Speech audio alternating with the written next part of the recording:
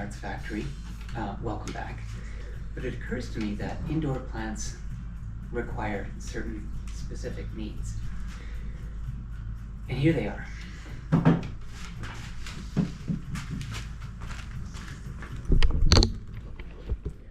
Firstly, there might be plants like the Hoya vine that requires almost no water.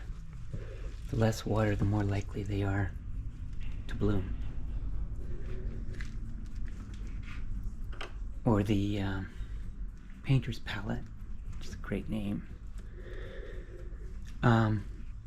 needs medium water. These guys, I think they're called croton.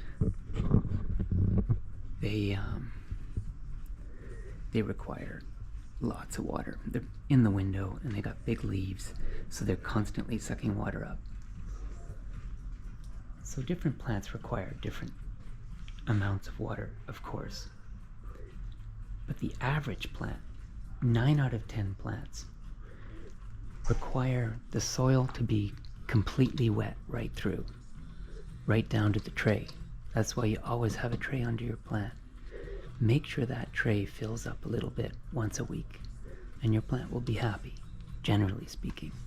Okay? Also, be the worm. Dig into here. The reason you're doing this is because there's no worms in the soil, and the worm's job is to break up the soil and keep it loose. If you put your fingers in your typical house plant, it's like hard as a rock. So get in there, act like a worm, break up the soil. Should be loose 2 inches. Okay, that's like that much should be loose. Also, a lot of indoor plants, such as this gardenia and the crotons up top. Is that croton? Is that right? Anyway, forgive me if it's wrong. They're prone to like indoor spider mites that make a web right in here. It's very easy to get rid of those. In fact, you should be preemptive with a spray bottle. Oh, shit. Okay, after cleaning up that disaster, what I meant to say was use a spray bottle and soak down the plant. Get it so wet that it's just about dripping.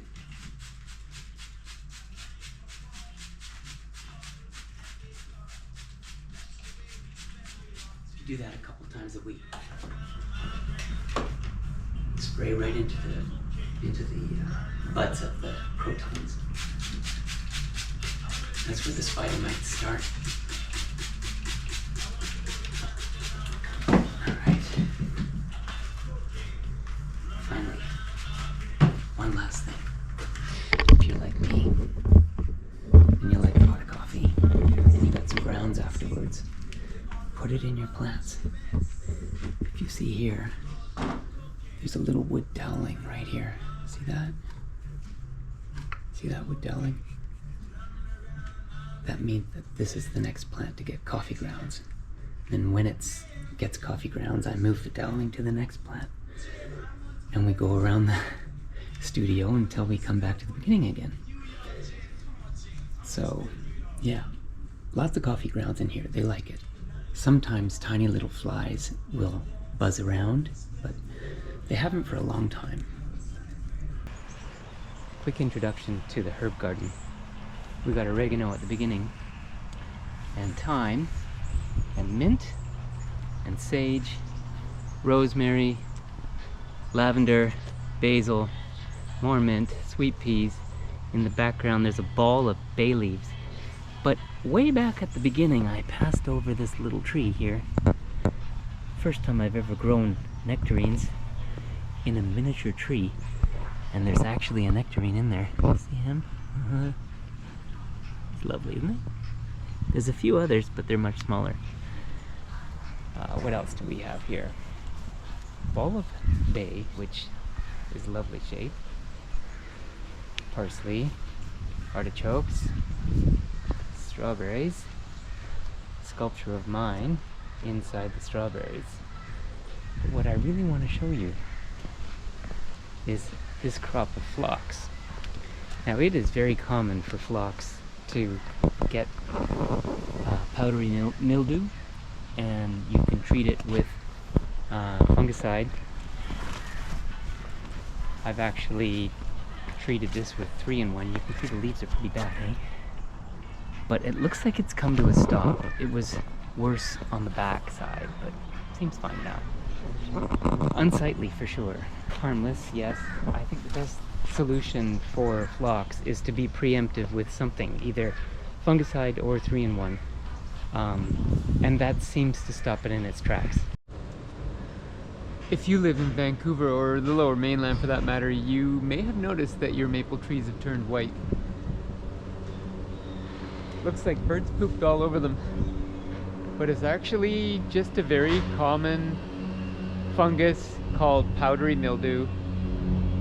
It's all over the trees. It's very early this year because our spring was so cold and wet. Usually it comes mid to late August, but I noticed it in early July. It's now the 25th, and every single maple tree in the city seems to have turned white.